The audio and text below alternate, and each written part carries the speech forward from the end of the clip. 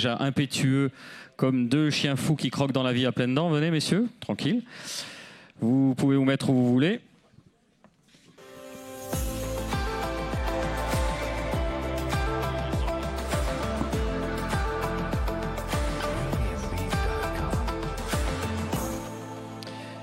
À ma droite, Olivier Sadran, président de New Rest. On peut l'applaudir. Et à ma gauche, Éric Ducournau, directeur général de Pierre Fabre. Il n'est pas interdit de l'applaudir lui aussi.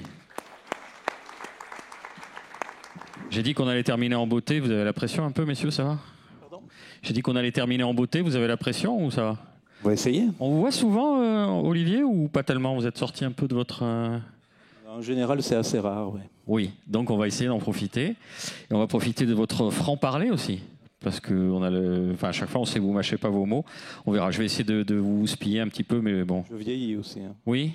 Il y a une forme de sagesse avec la... Dites-nous un peu ça. Qu'est-ce qui se passe? Oui. Éric, on va commencer avec vous parce que on a intitulé cet échange Regard croisé. On va parler de fondation, la fondation New Rest Foundation Unlimited, qui a été portée sur les fonds baptismaux assez récemment, et la fondation Pierre Fabre, qui pour le coup est plus ancienne. Et vous teniez peut-être en préambule la discipline confusion entre fondation d'entreprise et fondation d'utilité publique. Ce qu'est la fondation Pierre Fabre, on va peut-être définir déjà dès le départ ce distinguo. Comment il s'opère? Bonsoir à tous. Dans la galaxie Pierre Fabre, je vais dire, il y a 3 fondations en fait. Il y a 2 fondations d'entreprise. Donc une qui s'appelle la fondation Eczema et l'autre qui s'appelle la Chlorane Botanical Foundation, qui ont été créées pour l'une à la fin des années 90, pour l'autre au début des années 2000. Et les deux agissent donc dans des domaines très précis. L'un pour la préservation du patrimoine végétal et l'éducation des enfants à cette préservation du patrimoine végétal. Et l'autre pour accompagner des familles et des enfants qui ont des eczémas sévères, qu'on appelle souvent de l'atopie, et donc de les aider dans leur traitement. Et elle travaille avec à peu près une trentaine d'hôpitaux à travers le monde, dont simplement 5 en France et tous les autres hors de France. Ça, c'est les 2 fondations d'entreprise. Et puis le groupe Pierre Fabre a la particularité en France d'être la seule entreprise qui est comme actionnaire majoritaire une fondation reconnue d'utilité publique, donc qui s'appelle la Fondation Pierre Fabre. Cette fondation donc possède 86% de l'entreprise, c'est son actif, donc elle peut faire ce qu'elle veut de son actif, c'est son actif. Donc cet actif lui remonte des dividendes et c'est ce qui lui permet en fait d'agir. Et c'est elle aussi qui peut être amenée à prendre un certain nombre de décisions suivant enfin, c'est assez encadré par la loi en fait, mais je pourrais vous l'expliquer si vous voulez, mais par rapport à ce que fait son actif et donc l'entreprise. Et ça, c'est une particularité qui est due au fait que M. Pierre Fabre, lorsqu'il est décédé, il y a 10 ans, le 20 juillet 2013, ait choisi de faire de cette fondation, créée en 1998, son légataire universel, et que donc elle ait recueilli l'intégralité de son patrimoine, qu'il soit professionnel ou personnel. Voilà. Donc en fait, on met souvent derrière le mot de fondation 2 réalités qui sont tout petit peu différentes.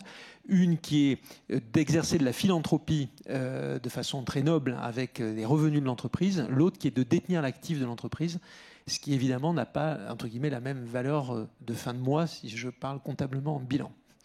On aura le loisir d'en reparler. Olivier, je l'ai dit, du côté de New Rest, la fondation est toute jeune. Elle a été annoncée, si je ne m'abuse, en juin dernier, c'est ça? Oui, absolument. On a ressenti le besoin maintenant, après quasiment un peu plus de 2 décennies d'entreprise, de donner un petit peu de sens. J'ai écouté les 2 dernières conventions et le mot sens pour l'entreprise revenait très fréquemment. J'avoue ne pas partager tout ce sens-là perpétuellement et je trouve que le Covid est une mutation profonde dans le sens du travail et dans ce que les salariés attendent de leur entreprise. Mais finalement, c'est aussi une mutation qui est temporaire. Parce que cette quête de sens, si elle est tout à fait logique, respectable et souhaitable, elle va trouver aussi sa limite. Sa limite dans une période de Covid qui est une période qui était ouverte, une période avec des taux d'intérêt très bas, un support étatique à peu près dans tous les pays dit mature économiquement qui a été très fort, nécessaire et qui a sans doute bouleversé à la fois la perception et les états d'esprit.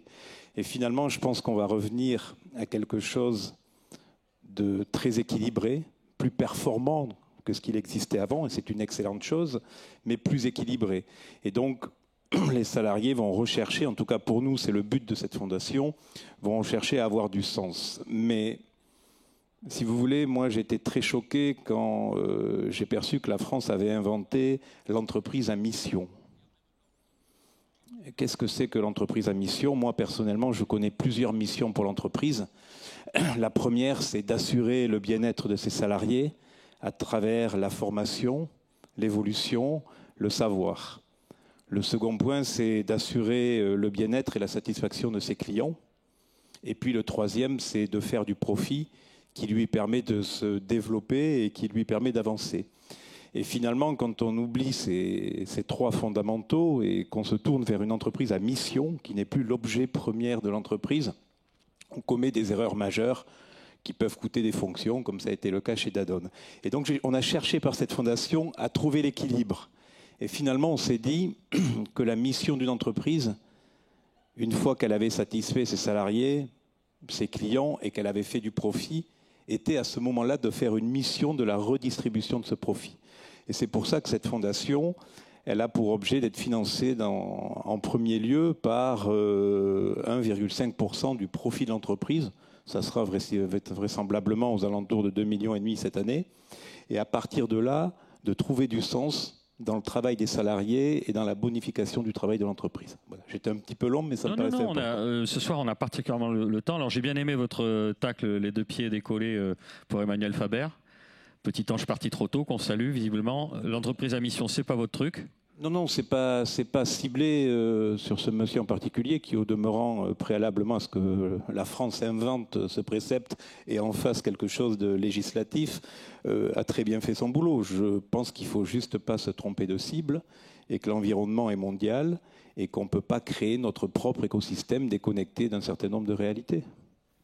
Ouais, parfait, on en rediscutera. On va revenir à la Fondation Pierre Fabre. Vous l'avez dit, c'est un modèle assez unique et qui est parti d'un constat. Alors c'est consubstantiel finalement à la personnalité du fondateur. Pierre Fabre, il a été, au cours d'un voyage en Afrique, choqué par ce qu'il a vu et il s'est dit il faut que j'agisse. Racontez-nous un petit peu.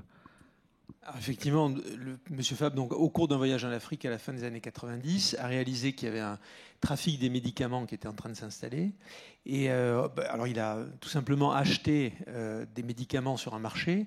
Il est revenu en France, il les a fait expertiser. Il s'est rendu compte que ce qui était vendu comme des médicaments, c'était de l'eau distillée. Et donc il s'est dit qu'en fait on tuait les gens comme ça et que donc il fallait faire quelque chose.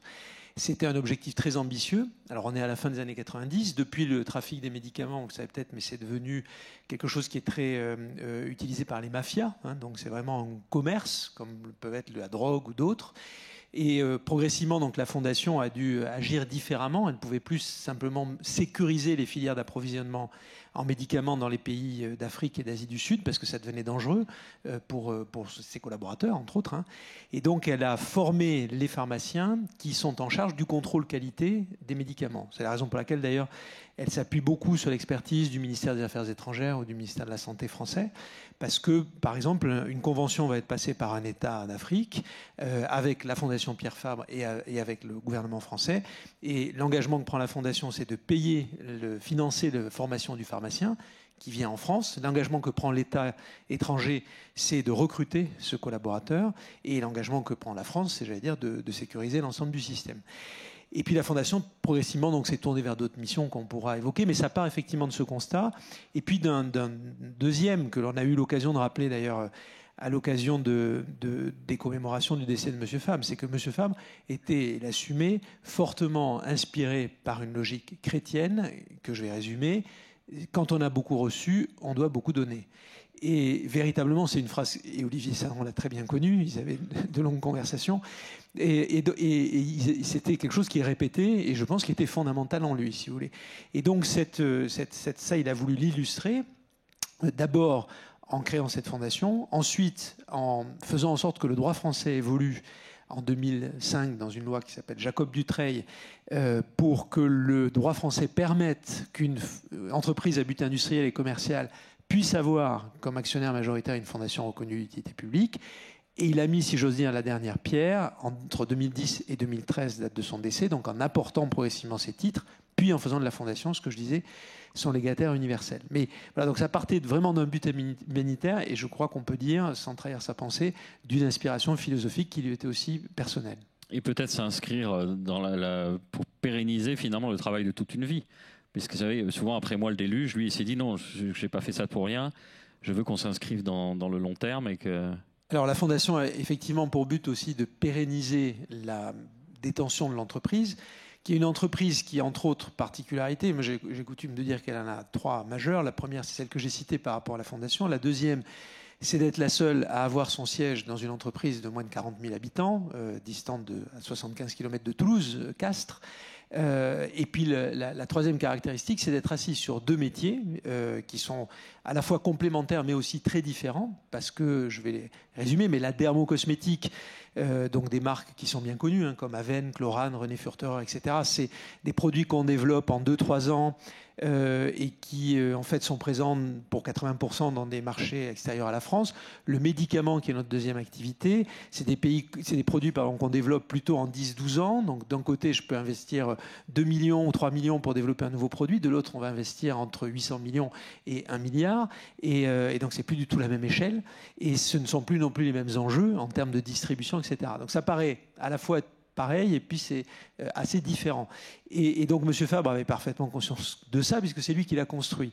Et ce qu'il voulait, c'était effectivement, à travers la fondation, pérenniser ce modèle-là, auquel il croyait beaucoup. Et d'ailleurs, si je reviens sur ce que disait Olivier par rapport au Covid, c'est vrai que dans des périodes comme ça, où les marchés sont très chahutés, mais d'avoir 2 activités qui sont à la fois complémentaires mais différentes, ça permet souvent de mieux avancer, de sécuriser une de ces 2 jambes. Et c'est d'être non-coté aussi, ça peut aider. Oui, bien sûr. Oui, et d'être non-coté, ça aide aussi. Je pourrais vous expliquer après. Ça aide surtout le directeur général, d'ailleurs. Ça lui évite d'avoir à dire beaucoup de bêtises. Mais, et donc, ça permet effectivement de pérenniser l'entreprise dans ce qu'elle a d'original, donc à la fois la fondation, la siège à Castres et puis ces 2 métiers. Olivier, on l'a vu pour Pierre Fabre, la philosophie est vraiment liée à sa foi et à sa volonté de pérenniser. Vous, on sait que c'est pas un secret que vous êtes très attaché au sport. Est-ce que la fondation que vous avez montée aura un pilier lié avec le sport et la promotion du sport ? Oui, absolument. Alors, personnellement, moi, je suis très attaché au sport parce que je trouve que c'est une valeur forte de la société. C'est une valeur de persévérance, la capacité à apprendre, à perdre, à se relever, à toujours aller de l'avant. Et donc, cette fondation, elle va avoir plusieurs piliers. Elle va avoir un pilier de l'intégration par le sport, puisque nous exerçons notre activité dans une 60aine de pays dans le monde. Donc le sport est un élément qui est présent partout et un élément d'intégration pour la jeunesse. La santé, parce que depuis de nombreuses années, nous participions à la Cancéropole et nous étions un soutien économique pour la Cancéropole. On a décidé de rentrer ce soutien dans la fondation. Donc la santé va être un vecteur important.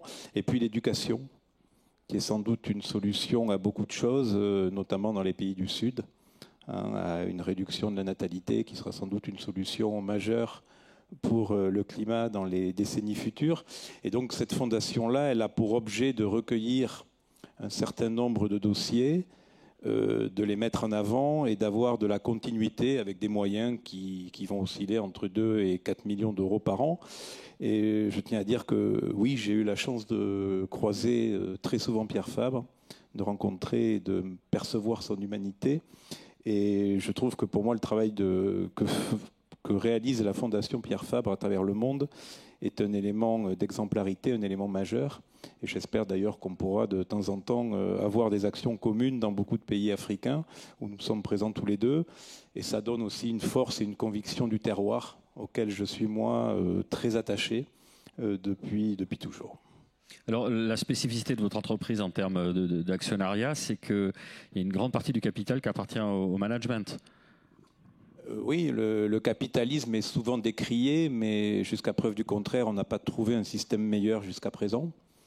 Sur le dernier siècle, on a testé quelques-uns, mais a priori, de mon point de vue, aucun n'a donné autant d'apport, autant de bien-être et autant d'évolution aux humains des 100 dernières années. Et pourtant, il est imparfait et décrié, souvent sans doute parce qu'il n'a pas su expliquer et mettre en œuvre le partage de la valeur créée. Et donc ça a été pour moi quelque chose d'important dès le départ, y compris quand il n'y avait pas beaucoup de valeur d'ailleurs. Et aujourd'hui, New Rest a la chance d'être une entreprise qui appartient à peu près 2% de ses salariés dans le monde, ce qui n'est pas suffisant, mais ça représente, je crois, 73 nationalités.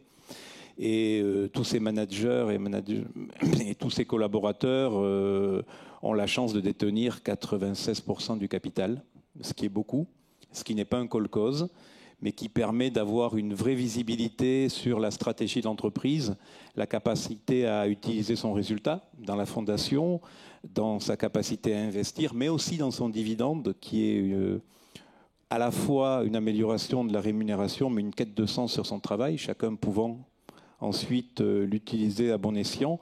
Donc pour moi, c'est évident et j'aimerais bien que dans les années futures, le pourcentage de salariés de l'entreprise qui ont la chance de détenir du capital continue à monter pour se rapprocher de 5%, puisqu'on est 40 000 personnes dans le monde. Ça fait quand même pas mal de monde. Et c'est important aussi pour moi que ce ne soit pas un objet franco-français, mais que ça représente bien la totalité des gens avec qui on a la chance de collaborer et de travailler. Ce n'est pas toujours facile, parce que vous avez des pays au contrôle d'échange ô combien complexe et pour qui il n'est pas permis de pouvoir investir à l'étranger, mais on trouve toujours des solutions en toute légalité pour que chaque nationalité puisse participer à ça. Ce qui est intéressant, vous évoquiez l'écueil de ne pas paraître franco-français, vous qui êtes à la tête d'un groupe multinational avec, vous l'avez souligné, de nombreuses nationalités. Qu'est-ce qui remonte de cette base-là? Puisque si on veut s'ouvrir et arrêter de regarder notre nombril, il y a des attentes, il y a des grands blocs d'attente en fonction des zones mondiales. Si vous deviez brosser à grands traits...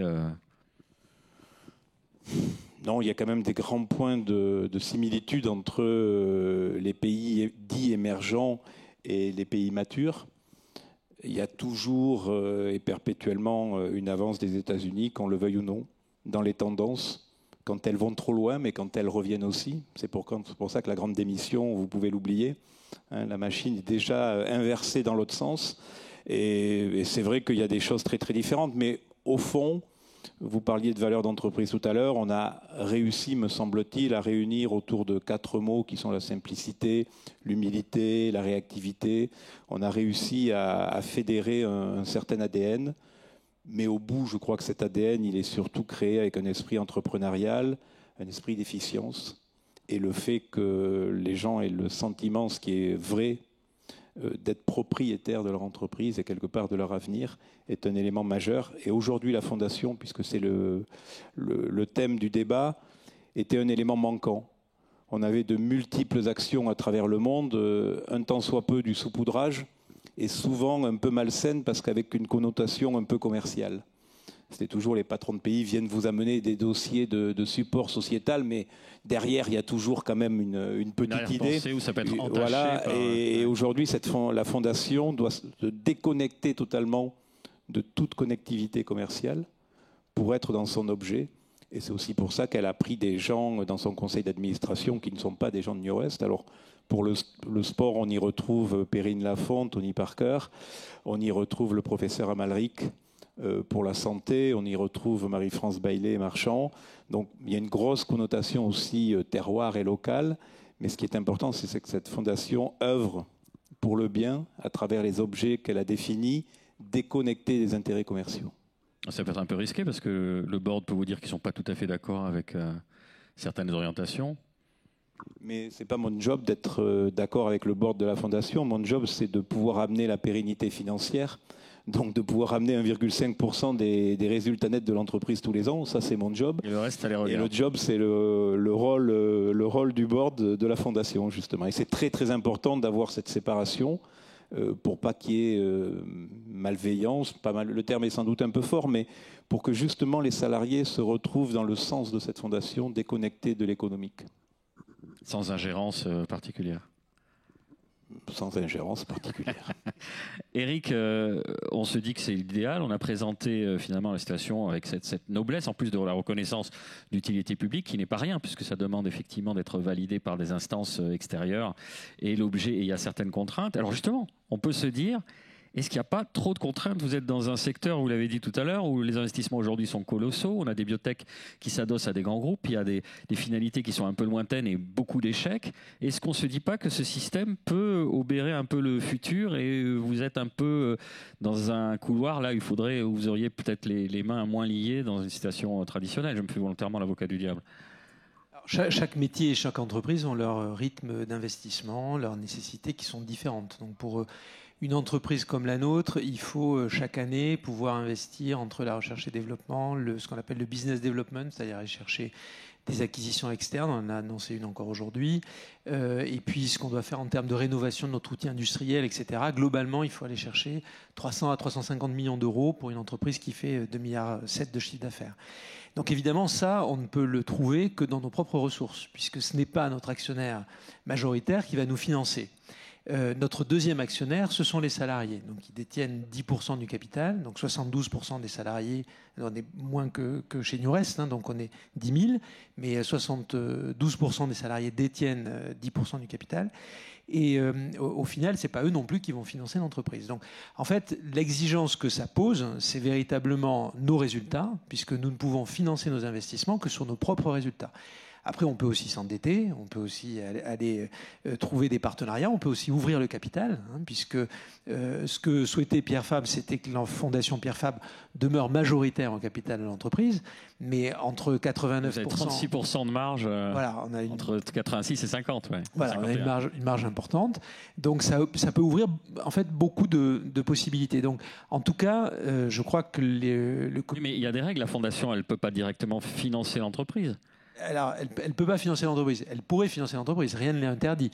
Par contre, ce n'est pas son but, puisque les ressources qu'elle requiert, elle doit les dédier intégralement à un objectif humanitaire. C'est vrai, c'est pour ça que je dis, en fait, l'entreprise ne peut compter que sur ses propres ressources, ou aller chercher un prêt bancaire, comme n'importe quelle entreprise, ou ouvrir son capital à d'autres. Le levier que peut être la bourse, avec des sommes considérables, vous n'êtes pas limité, là encore? C'est pas...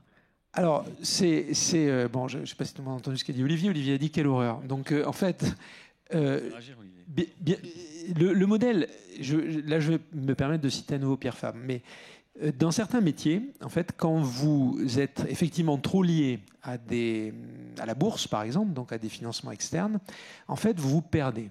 Le médicament, c'est un très bon exemple. Comprendre un projet médicament, c'est extrêmement compliqué. Je crois pouvoir dire, sans être insultant envers quiconque, que 98% des analystes financiers n'y comprennent rien. Et surtout que quand vous prenez... Vous avez pris cette précaution, oui. Pas du tout insultant. Ouais, ouais. Non, pas du tout insultant. Parce qu'en fait, quand vous rentrez dans la vie de chacune des entreprises, de chacun des projets, alors si je peux me permettre de le dire, Olivier est membre de notre conseil d'administration, donc on planche sur un certain nombre de projets, ça sera encore le cas vendredi. Bon, et Olivier comme moi, nous ne sommes ni médecins ni pharmaciens. Donc en fait, je veux dire, on doit rentrer dans les sujets. Alors on est aidé évidemment par des gens, mais c'est extrêmement compliqué. Beaucoup des erreurs, et je vais vous citer un exemple concret, qui ont été faites dans les appréciations qu'on a pu porter sur les entreprises, que les marchés ont pu porter sur les entreprises dans le domaine du médicament, ont conduit à des considérables erreurs.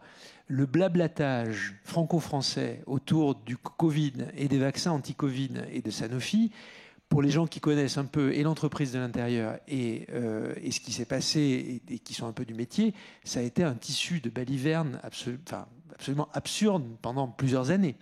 Et si vous voulez, là aussi, c'est pas... Qu'est-ce que ça veut dire? Ça veut dire que ça n'aurait jamais pu être... Non, ce que je veux dire, c'est que les avis, les appréciations extrêmement dévalorisantes qui ont été portées sur l'entreprise Sanofi, sur sa capacité à chercher, sur machin, etc., c'était n'importe quoi, si vous voulez. Ce qu'on entendait sur les plateaux à longueur de journée et ce qu'ont dit même certains politiques, même au plus haut niveau, si vous voulez, c'était une appréciation qui, je pense, techniquement aurait mieux fait d'être regardée. Méconnaissance du secteur. Oui, parce que c'est extrêmement complexe et que globalement, dans notre secteur d'activité, ce qui est une grosse différence avec beaucoup d'autres secteurs d'activité, notamment ceux qui sont dominants dans cette bonne ville de Toulouse, si vous voulez, c'est que nous avons un taux d'échec ou un taux de réussite, je vais le dire à l'envers, qui est de 1 pour 10 000.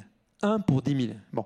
Donc évidemment, 1 pour 10 000, la personne qui peut prétendre que dès l'entrée du projet en phase 1, elle sait ce qui va se passer à la sortie, je pense qu'elle n'est pas née. Je vais vous donner qu'un seul exemple. Deux produits que Pierre Fabre développe actuellement commercialement, qui sont des anticancéreux, En fait, ces anticancéreux, quand ils ont été achetés par la compagnie en 2015, ils devaient être situés dans le cancer du sein. En fait, au fil du développement, ils sont aujourd'hui dans le cancer du mélanome, dans le cancer du poumon et dans le cancer colorectal. C'est-à-dire aucun rapport. Et tout ça, parce que vous pouvez voir au début qu'il y a une activité qui peut agir effectivement contre le cancer. Savoir quelle va être la cible finale, ça dépend de vos études cliniques, ça dépend de 5, 6, 7 ans d'études, des milliers de patients, beaucoup d'investissements, et en fait avec un facteur de chance, de succès, etc. Donc quand je reviens sur ce que je disais sur Sanofi, les gens qui se permettent de critiquer une entreprise, quelle qu'elle soit, sur ses échecs par rapport à ça, feraient mieux de mieux connaître le métier avant de le faire. C'est tout ce que je voulais dire. Mais quand ça renvoie à la question que vous posiez sur les analystes financiers, je pense effectivement que ces jugements à l'emporte-pièce qui sont portés peuvent être extrêmement dangereux.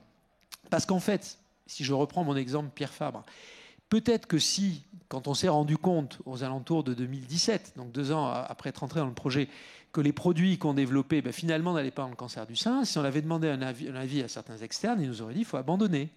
Heureusement que nous ne l'avons pas fait, parce qu'aujourd'hui, ils sauvent des milliers de vies dans des axes thérapeutiques qui ne sont pas ceux qui étaient prévus au départ, effectivement. Donc en fait, c'est plus complexe, si vous voulez. Donc, je rebondis sur ce que disait Olivier. Effectivement, c'est une grande chance de ne pas être coté, parce que pour le coup, on n'a pas expliqué ça. Alors, ça nous oblige à tous les sens du terme à essayer d'être très bon, parce qu'effectivement, on ne peut pas faire appel au financement tous les matins, mais nous sommes épaulés par un conseil d'administration qui essaie de nous aider aussi dans les bons choix. Et je pense que c'est une vie qui est plus agréable que d'aller raconter des balivernes sur des plateaux. Olivier, vous souhaitez réagir? Non, je vous confirme que pour un autodidacte qui a eu son bac brillamment et rien d'autre, comprendre un choix sur une molécule et un médicament 20 ans ou 15 ans avant qu'il puisse produire quelque chose, c'est pas évident. Mais je pense que vous avez là 2 entreprises régionales qui finalement ont des chiffres d'affaires assez proches, des résultats assez proches et surtout une philosophie qui est vraiment commune. C'est celle d'avoir une vision, vous parliez du sens de l'entreprise, mais celle d'avoir une vision sur le moyen et long terme. Or, la bourse ne vous permet pas d'avoir une vision sur le moyen et long terme. Et je crois que vous avez 2 entreprises, et ce n'est pas un hasard si elles ont cet état d'esprit-là, qui privilégient leur cash flow pour solidifier l'entreprise et avoir le plus d'autonomie possible. Je crois que ce n'est pas un secret de dire que ces 2 entreprises qui ne sont pas endettées, qui ont des leverage ratios positifs, c'est assez rare au regard de la croissance de l'une et de l'autre et de leur vitesse de développement. Et c'est des entreprises qui sont peut-être, il y a quelques mois ou quelques années, pouvaient être considérées comme old school, n'utilisant pas tous les outils financiers monstrueux qu'on vient leur présenter tous les 4 matins. Mais aujourd'hui, je crois qu'avec une petite montée des taux telle qu'elle est en place depuis quelques mois, on est plutôt satisfait, en tout cas pour ma part, d'être dans cette partie-là. Et finalement, il y a un lien avec l'humanité de Pierre Fabre, le fondateur, il y a un lien avec les fondations, c'est la pérennité sur le très long terme. Et je crois qu'aujourd'hui, j'ai entendu tout à l'heure que le souhait des salariés, c'était de changer très rapidement de société. Je suis certain qu'on a des turnovers assez faibles et que finalement, donner du sens, c'est aussi apporter une vision stratégique long terme, qui n'est pas une version bisounours, qui est une version de 2 entreprises qui me semblent être très compétitives sur leur marché et qui utilisent une part de leur profit pour le bien-être et pour aller vers des convictions qui sont les leurs. Voilà, donc je pense que le marché est de temps en temps un peu incompatible avec ça. Ou alors il faut aussi faire des fondations marketées et business qui montrent que ça plaît au marché, la liberté de ne pas devoir plaire au marché tous les jours, la liberté de ne pas regarder son cours de bourse, la liberté de ne pas être obligé de passer des 25% de son temps en tant que président à faire des roadshows. C'est autant de temps que vous consacrez à vos clients, à vos salariés et à la réflexion sur l'entreprise qui les emploie. Donc je trouve que ce n'est pas neutre, même si c'est très old school. Le plaidoyer pour les old school. Eric, alors la question qui se pose, puisque ça revêt beaucoup de qualités finalement, pourquoi le modèle tel que le vôtre, en tout cas spécifiquement de fondation d'utilité publique, d'abord c'est un cas unique, on va le dire, vous êtes les seuls en France comme ça? Oui. Pourquoi c'est pas plus répandu? D'abord, je pense que je vais quitter un peu la France. Je vais regarder sur d'autres pays, si vous voulez. Donc, c'est un cas qui existe dans les pays du Nord. Un autre groupe pharmaceutique qui est assez connu parce qu'il déploie notamment des produits dans le domaine du diabète, donc qui s'appelle Novo Nordisk, est détenu par une fondation. Les lois sont différentes dans les pays du Nord, mais globalement, ça peut exister. Et c'est un peu la même histoire que Pierre Fabre. C'est une succession familiale qui ne s'est pas faite à un moment, et en fait, une dévolution de patrimoine qui a été faite à une fondation reconnue, elle aussi, d'utilité publique. Ça ne s'appelle pas comme ça, mais enfin, ça revient. Ça veut dire qu'il y a un aspect conjoncturel. C'est important le fait que Pierre Fabre n'avait pas d'enfant, donc. Alors, je pense qu'effectivement, vous avez moins de difficultés à vous dessaisir, si j'ose dire, quand vous ne dessaisissez finalement personne, hein, d'une certaine façon. Mais quand on regarde le mouvement qu'il y a aux États-Unis aujourd'hui, par certaines personnalités très connues du domaine de l'entreprise et de la finance, hein, Bill Gates ou d'autres, finalement, on se rend compte qu'ils arrivent à se dessaisir malgré le fait qu'ils aient des enfants. Je pense qu'aussi, il faut observer que nous agissons en France dans un système où je pense que l'hyperfiscalité n'est pas le meilleur ami de la philanthropie. Parce que, en fait, vous ne pouvez pas... Et puis, un deuxième ennemi, c'est le mauvais esprit. Et que quand on entend les propos qui ont été tenus, que je trouve à la fois vulgaires et insultants, sur certaines personnalités ayant agi à titre de philanthropie dans les dernières semaines, et je pense que tout le monde comprendra, ça ne donne pas forcément envie à d'autres d'aller agir ainsi. Et si vous voulez, la réflexion, je pense, je la ramène à la fiscalité, parce que c'est vrai que on est d'autant plus enclin à vouloir faire le bien, donner, etc., qu'en fait, on ne le fait pas par la contrainte. Si la contrainte est uniquement fiscale et qu'on considère que l'État fait tout, eh bien, par définition, l'individu va moins se prendre en charge et donc peut-être moins avoir envie de faire lui-même ses propres choix, ses propres dons, sa propre générosité. Et c'est pour ça que je pense que finalement, on vit dans un système, dans ce pays, en France, qui n'est pas le meilleur ami de la philanthropie. Mais étant donné le fait qu'à l'époque... J'aimerais juste rebondir sur ce que tu viens de dire, parce que j'ai été surpris hier, mais finalement, notre pays, il a une force silencieuse qui a beaucoup de logique et beaucoup de sincérité, puisque j'ai cru comprendre sur ce don que 89%, ce qui n'est pas rien, des Français hier soir, approuvaient ce don.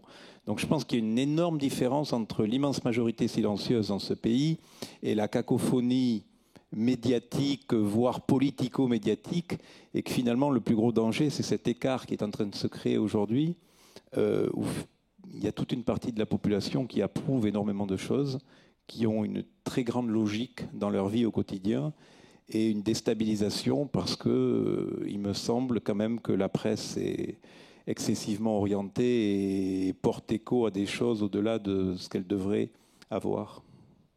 Alors ça n'a rien à voir avec la fondation, mais puisque tu rebondissais là-dessus... On a le droit de la philanthropie. On a le droit de digresser. Mais il y a quelque chose que je ne comprends pas, parce que ce que vous disiez tout à l'heure, lors de la création de la fondation, vous avez su influer sur le législateur pour aller vers vos objectifs. Donc, si c'est aussi important pour vous et fondamental, peut-être vous pouvez justement sensibiliser le législateur au fait qu'il y a encore des blocages par rapport à la philanthropie et que ça vous semble un peu surprenant d'être les seuls à avoir adopté ce modèle. Ou alors Pierre Fabre n'a plus d'influence Alors, je ne pense pas que l'influence de Pierre Fabre soit considérable, effectivement. C'est une entreprise de taille intermédiaire. Vous avez un peu d'influence sur une autoroute Non, je ne crois pas non plus. Je ne crois pas qu'il soit utile d'ouvrir ce débat ici, mais et je ne crois pas que nous ayons une influence sur ce sujet. Je vous taquine, Eric. Nous répondons aux enquêtes d'utilité publique lorsqu'elles sont faites. Voilà, à titre. La République, c'est un homme, une voix. Non, mais sérieusement, là, c'était. Mais voilà, si le modèle marche pour vous et que vous avez envie qu'il essaime, parce qu'il est vecteur de valeur, parce qu'il marche pour pérenniser une entreprise, parce que pour tous ces aspects, il y a peut-être le moyen d'essayer de convaincre, de dire relâcher un petit peu la pression fiscale sur ce type de modèle. Et au final, tout le monde en bénéficiera. Mais je ne dis pas qu'il y a de la pression fiscale sur ce type de modèle, parce qu'il n'y a pas plus de pression fiscale sur une entreprise détenue par une fondation à aucune utilité publique que sur une autre. Simplement, ce que je dis, c'est que le système dans lequel nous évoluons n'est pas forcément le meilleur ami de la philanthropie, ce qui est autre chose. C'est le cadre, si vous voulez.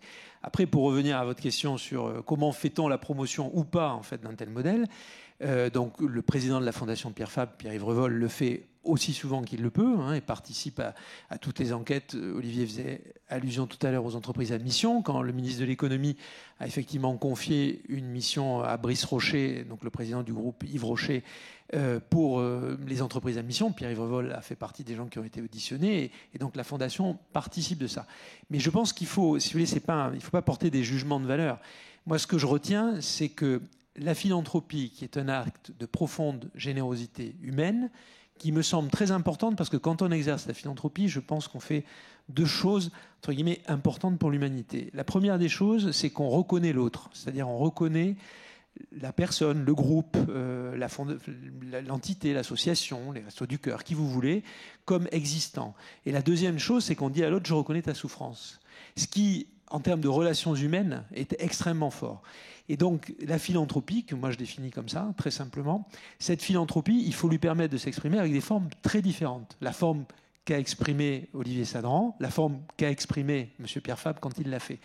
Effectivement, à l'époque, il a dû obtenir une modification législative. Aujourd'hui, celles-ci ne sont plus utiles, elles sont faites. Et je le redis quand même, il n'y a pas de traitement qui soit désagréable pour les fondations dans ce pays. Les fondations sont correctement traitées dans ce pays. Voilà, c'est pas ça que je voulais dire. Si je me suis mal exprimé, je vous prie de m'en excuser. Non, mais c'est-à-dire, donc c'est à niveau macro, il faut revoir toute la fiscalité française, modestement, ce que vous êtes en train de dire. Oui, modestement, je pense que je peux le dire en tant que chef d'entreprise, effectivement. Je ne sais pas pourquoi je pense qu'Olivier Sadran ne me contrariera pas complètement. Ah ben, Olivier Sadran, il considère que l'impôt, c'est une bonne chose et ça permet à la société de fonctionner correctement. Je ne vous ai pas tout à fait dit ça. J'ai bien noté ça, moi. Vous m'avez dit, en revanche, ce qui est fait de l'impôt, en termes de santé, d'éducation, etc., là, on peut se poser des questions sur l'affectation des ressources. C'est le principe qui vous choque. Là aussi, on est souvent dans le fantasme.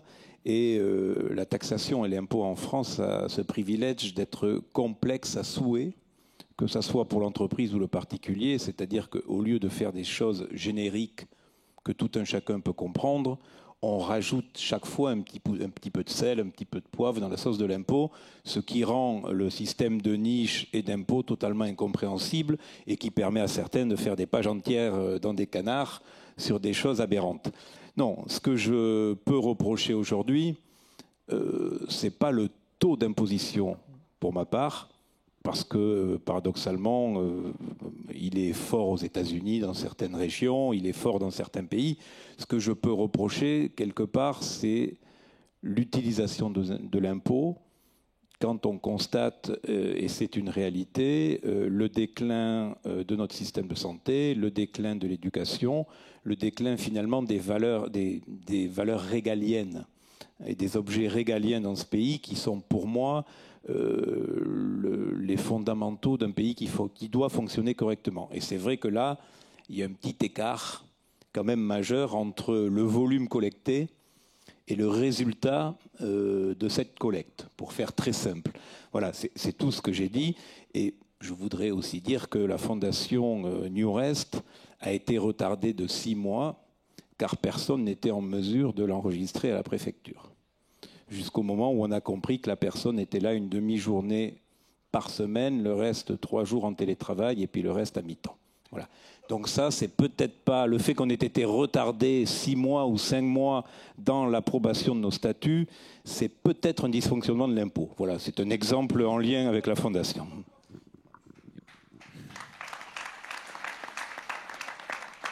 Mais vous avez pas de réseau, vous n'avez pas quelqu'un qui aurait pu vous renseigner à la préfecture avec les gens, nombre de gens que vous connaissez? Il y a aussi quelques théories qui font que quand vous ne demandez rien, vous ne devez rien, et qui met assez cher.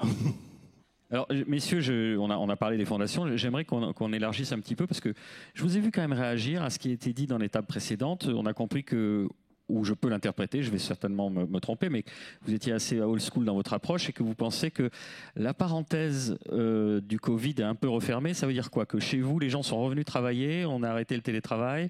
Ça veut dire que les jeunes, ce qu'on disait, la perception du travail aujourd'hui et des valeurs... vous dites on est en train de revenir sur la grande émission aux États-Unis. C'est quoi le mouvement? Vous êtes en train de faire blêmir Thomas devant. Il va dire il va y aller, ça va être terrible. Alors non, je vais y aller, mais très rapidement. Donc, je pense que le Covid, qui a été une pandémie terrible, personne n'était préparé à ça, personne n'était entraîné à ça. Donc, il y a eu un certain nombre de choses qui ont été faites, de tâtonnements, et puis au final, ça a modifié le comportement et l'état d'esprit de nombreuses personnes dans de nombreux pays. Et finalement, c'est l'évolution d'une société, ni plus ni moins. Et puis, dans toute évolution, il y a des excès.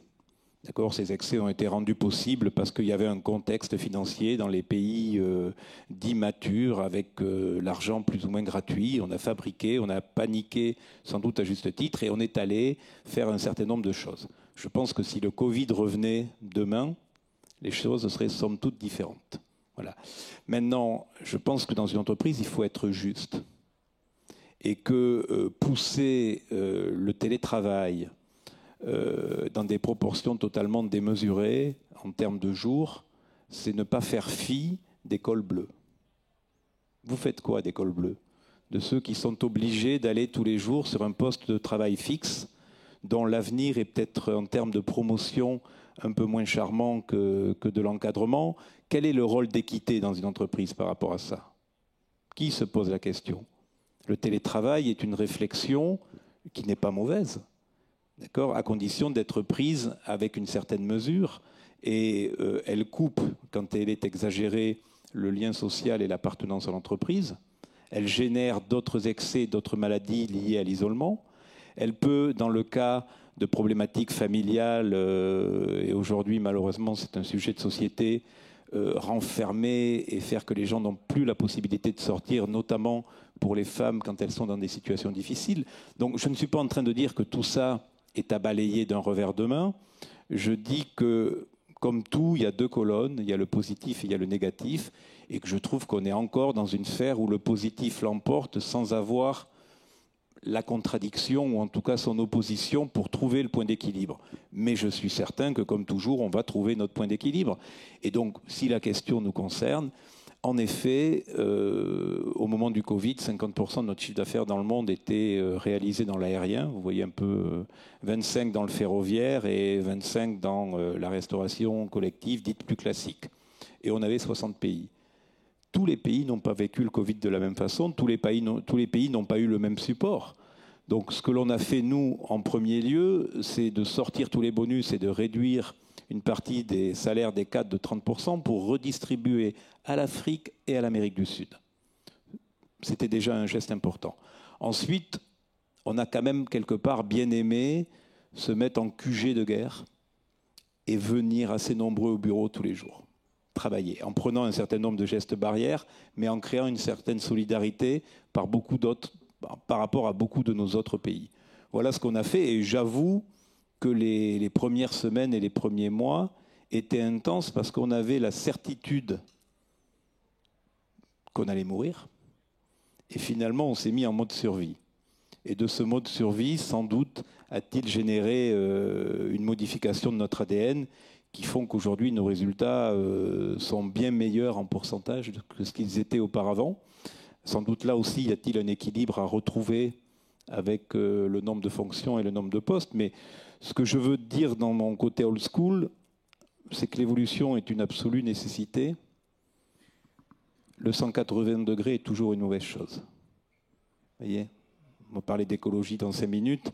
Le 180 degrés sur le nucléaire par nos gouvernants, il y a quelque temps, un peu moins d'une décennie, est une erreur fatale dont personne ne parle assez aujourd'hui. Et on traumatise des générations, à juste titre, qui ont 15 à 20 ans, sans leur expliquer que si les politiques avaient pris les bonnes décisions à un moment donné, en toute conscience et pas en marketing écologique pour avoir un peu plus de voix, on n'en serait sans doute pas là en termes de dépendance énergétique et d'énergie propre. Voilà. C'est ce genre de choses. Et j'avoue, mule serrée devant des 180 degrés sur des choses merveilleuses dont on sait parfaitement, tout à l'heure je vois des 80% des gens attendent, non, 80% des salariés attendent sans doute à trouver un point d'équilibre qui leur permette d'avoir une vie épanouie, où ils apprennent, où ils grandissent, où ils peuvent construire quelque chose. Et ça me paraît beaucoup plus logique que de dire que les gens vont changer de boulot tous les 3 jours ou des choses de ce type-là. Voilà. Éric, votre analyse justement post-Covid, alors est-ce que c'est amené à être pérenne? On parlait du télétravail, enfin voilà, même question que pour Olivier. Alors, je pense que le sujet ne porte pas que sur le télétravail. Un des points communs entre Newrest et Pierre Fabre, c'est effectivement qu'on adresse des populations au travail qui sont très différentes. Donc, pour rebondir sur ce que disait Olivier, le lendemain du discours du président de la République sur c'est la guerre, restez chez vous. Moi, je suis dans une de nos principales usines qui est à Soile. Je descends sur les chaînes avec les ouvriers et le directeur des opérations. Sur 6500 collaborateurs en France, Pierre Fabre en a 2700 à peu près qui sont dans les usines et les centres logistiques. Donc, c'est une population importante pour nous. Et en fait, les gens me disent, mais on est qui pour vous? On est de la chair à canon. Le président dit restez chez vous et vous nous dites venez au travail. Bon, je l'ai très mal vécu, je peux vous dire. Et je m'en souviendrai, je pense, toute ma vie. Parce qu'en fait, ils avaient raison. Et donc, on s'est dit tout de suite comment on fait. Donc, on a mis en place un certain nombre de mesures. C'est vrai qu'on a continué à travailler pendant le Covid. Mais quand on fabrique des médicaments, on est obligé de servir des marchés. Et donc, on a une activité qui devait se maintenir. Je pense que c'est une question d'équilibre. C'est en fait le télétravail probablement est devenu utile pour un certain nombre de métiers, mais on est obligé de tenir compte du fait qu'une entreprise étant une communauté humaine et sociale, au sens de société, à ce moment-là, on doit tenir compte de tout le monde, de toutes les populations, et éviter de créer des déséquilibres, et notamment dans l'appréhension au travail. Il me semble que si on reste sur des rythmes qui sont de 1 à 2 jours de télétravail par semaine, on peut arriver à trouver cet équilibre parce que dans les collaborateurs ouvriers ou en logistique, en tout cas je veux parler de l'entreprise que je dirige, il y a une conscience aussi que souvent un cadre va reprendre son ordinateur le soir après dîner. Donc il y a une conscience que le temps de travail n'est pas forcément le même. L'organisation de la journée n'est pas forcément la même. Et puis, il y a du respect, et c'est des deux côtés. Et ça, tant qu'on arrive à maintenir ça dans nos entreprises, on maintient justement ce ciment sociétal. Donc je pense qu'on va trouver un équilibre, et que de toute façon, pour la plupart des métiers, effectivement, le télétravail à 100% ou le télétravail à plus de 30% ne me semble pas une bonne chose, parce qu'on a des métiers de créativité, d'interaction, et que je pense que vous ne créez pas à travers une conférence téléphonique. Enfin, tout le monde sait très bien que... on pourrait faire un sondage dans la salle. Pour ceux qui ont fait des visioconférences pendant le Covid, qui peut affirmer à 100% qu'il n'a jamais fait autre chose pendant qu'il était en visioconférence? Voilà.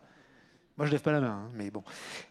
Donc, on sait très bien qu'on fait du multitâche, qu'il y a une très très faible partie de la population qui est capable de faire du multitâche. Personnellement, je n'y appartiens pas. Et donc, en fait, on baisse en productivité. Je pense d'ailleurs que dans les grosses erreurs qui ont été commises pendant cette période, c'est qu'on nous a produit des études à laquelle je ne crois pas une seule seconde sur le fait que la productivité n'avait jamais été aussi bonne. Et je pense qu'elle est très mauvaise. En tout cas, pour les métiers qui sont appelés à travailler. Parce que l'interaction humaine, alors nous, on a beaucoup de populations dans le marketing, le commerce, etc. Tout ça, c'est du travail en commun. Je veux dire, élaborer une stratégie commerciale, élaborer une stratégie marketing, c'est forcément du travail en commun. Et vous le faites beaucoup mieux quand vous voyez les gens les yeux dans les yeux, quand vous voyez leur body language, etc., que si vous le faites à travers un écran. Il y a peut-être des professions qui peuvent se le permettre, mais je pense qu'elles sont en nombre excessivement réduit. En tout cas, elles ne sont pas dans nos entreprises. Alors, pour ne pas paraître rétrograde, parce qu'on doit être progressiste et que c'est l'évolution du monde d'être progressiste et d'aller vers l'équilibre travail-bien-être, et il n'y a pas de question sur le sujet. Moi, je crois beaucoup plus à la semaine de 4 jours, parce qu'elle peut être instaurée aussi à l'intérieur de nos lieux de production, donc elle est juste dans la répartition du travail entre les salariés, et ça sera un progrès bien plus important, à mon avis, que le développement du télétravail. Et je voudrais juste vous raconter une anecdote quand même qui m'a été contée lors d'un déjeuner, je n'ai rien dit, dans une très grande entreprise française, où la personne s'interrogeait et me dit tout naturellement, on est à 3 jours de télétravail par semaine. Le problème, c'est que quand les salariés reviennent au bureau pour les 2 jours, ils font des Teams avec ceux qui sont partis à la maison. Donc finalement, si on passait à 5, ça serait jouable. Finalement, oui. Sur le papier, en équation mathématique, pourquoi venir au bureau pour faire un Teams avec le collègue qui est reparti chez lui? Donc tout ça est question d'équilibre, mais moi, je crois beaucoup plus à la semaine de 4 jours, parce qu'elle va permettre à chacun de trouver son point de repère, et elle sera elle générera un réel progrès dans le bien-être et dans dans le bien-être, tout simplement. Mais pour qu'elle soit efficace, peut-être, pour garder les mêmes niveaux de productivité, il faudra peut-être envisager des journées plus longues. Ah oui, non, ça on ne peut pas tout avoir, mon cher monsieur. Non, mais je ne dis pas. Voilà. On ne peut pas tout avoir. Mais pour répondre à un certain nombre de questions, oui, il faudra travailler, somme toute, un petit peu plus pour remplir la même charge dans la semaine. On a déjà des taux de productivité qui ne sont pas très très hauts, malgré ce que l'on peut dire. Il est certain qu'un deuxième coup, c'est la réduction du temps de travail, à mon avis, serait fatal à notre pays, avec son niveau d'endettement actuel, de mon point de vue. Comme vous avez tendu la perche tout à l'heure, on va terminer là, parce que sinon on pourrait passer 2 heures, c'est passionnant, mais on va parler. Vous avez dit tout à l'heure très rapidement, et vous partagez l'analyse de Nicolas Sarkozy, que les problèmes liés au réchauffement climatique sont du fait qu'on soit trop nombreux. Dans une interview récente, il l'a dit, l'ancien président. Donc, alors, mon cher monsieur, j'ai eu la chance d'être propriétaire et président d'un club de foot pendant 20 ans. Il paraît, oui. De regarder tous mes matchs sur les marches et de ne jamais m'acoquiner avec aucun politique. Donc, la référence à Nicolas Sarkozy, je vous la laisse. Non, je pense que... Redites-moi ce qu'a dit Sarkozy. Qu'est-ce qu'il a dit, Sarkozy? Non, justement, il avait la même analyse que vous, qui disait que pour lui, le réchauffement climatique est d'abord et avant tout lié au fait qu'on ait 8 milliards, qu'on soit 8 milliards. Oui, alors d'abord, je n'ai pas les compétences scientifiques pour m'aventurer sur cette piste-là. Ce que je peux dire, c'est une conviction personnelle, c'est que 8 milliards, c'est beaucoup. Et que sans doute, s'il y a porte de sortie, elle est plus vraisemblablement avec la science et l'intellect de l'homme qui va s'en sortir, avec le développement de l'économie des pays du Sud et de l'éducation qui réduira de fait la natalité. Regardez la Chine aujourd'hui, le taux de natalité plonge, et qu'une des solutions pour la planète... Vous évoquiez tout à l'heure comme pilier pour votre fondation l'éducation. Donc, ça me paraît majeur. Pour que chaque être sur Terre puisse décider de son bon vouloir et de ce qu'il veut faire, il faut qu'il reçoive une éducation. Sinon, il reçoit une doctrine. Qu'elle soit familiale ou qu'elle soit politique, c'est tout à fait différent de ce que l'école, en toute liberté, doit générer. Donc l'éducation me paraît le point central et majeur, et les 8 milliards me paraissent être le problème principal aujourd'hui de la surcapacité et de la suractivité sur notre planète. Éric, sur cette question, on terminera là-dessus. Je pense que si la question porte plus globalement sur l'équilibre du monde, l'environnement et l'écologie, je pense qu'il y a encore beaucoup à faire. Il y a presque tout à faire, nous disent certains. Il y a quand même beaucoup d'entreprises qui ont commencé. Donc, je trouve qu'on a la chance en France d'avoir beaucoup de conseils d'entreprises, des startups notamment, qui nous accompagnent sur ces démarches, et que effectivement la marche peut être longue, mais enfin on a des moyens de pouvoir l'adopter. Je pense que c'est une question de survie pour les entreprises. C'est pas une question philosophique. On en fait souvent une question philosophique ou politique, d'écologie politique. En fait, je pense que c'est ni philosophique ni écologie politique, c'est une question de survie. Moi, j'ai la conviction que les entreprises qui agissent dans le domaine de l'environnement sont celles qui survivront, entre guillemets, et celles qui ne font rien, pour de multiples raisons, mais qui leur appartiennent, en fait, sont celles qui auront beaucoup de mal à se développer, voire arrêteront leur activité. Après, c'est multifactoriel et c'est très large, parce qu'en fait, ça ne s'adresse pas pareil dans les métiers de la restauration d'Olivier ou dans les métiers du médicament comme chez Pierre Fabre. Mais en fait, on arrive quand même à trouver des dimensions qui sont communes. Et si on le ramène à l'objet régional, puisqu'on est aussi quand même aujourd'hui en région, je pense en particulier que le sujet de l'eau est fondamental pour notre région et que les industriels y sont associés avec les décideurs régionaux, et c'est très important, parce que en fait, on doit adresser ce défi pour les populations en premier, parce que l'eau doit d'abord servir à la consommation des populations, et puis ensuite pour le développement de nos entreprises. Si on le ramène aussi au sujet précédent, qui était sur le télétravail, la raison d'être, enfin, ce que j'appelle la raison d'être, des entreprises et des missions, je crois que c'est aussi une façon, par rapport aux collaborateurs, de les embarquer vers quelque chose qui les dépasse et qui nous dépasse. Une des erreurs qui a probablement été commise par l'écologie politique, c'est finalement d'être culpabilisante vis-à-vis des citoyens que nous sommes, des entreprises, j'en parle même pas, et puis aussi de jargonner et de nous éloigner en fait d'objectifs atteignables. Donc en fait, on est noyé. Et quand on est noyé, on n'arrive pas à réagir. Et aujourd'hui, on a une opportunité probablement à l'échelle de nos entreprises de pouvoir réagir avec un très fort soutien de nos collaborateurs qui véritablement s'engagent. Ce n'est pas des actions de communication, ce n'est pas du marketing.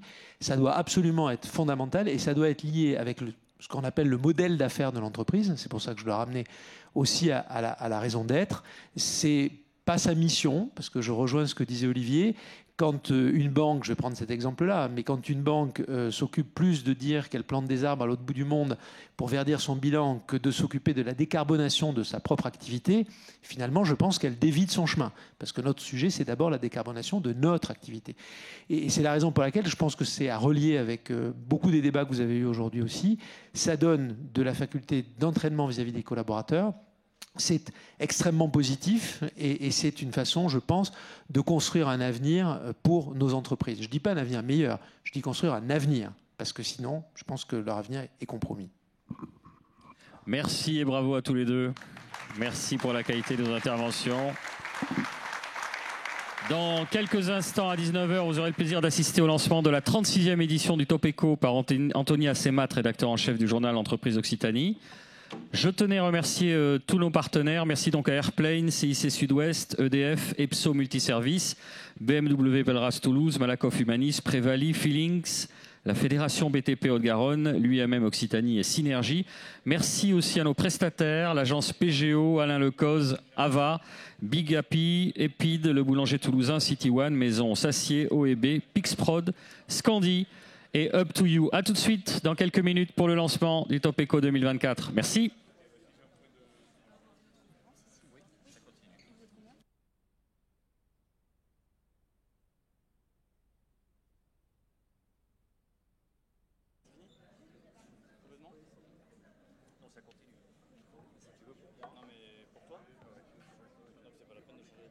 Non, tu peux prendre le 6, mais...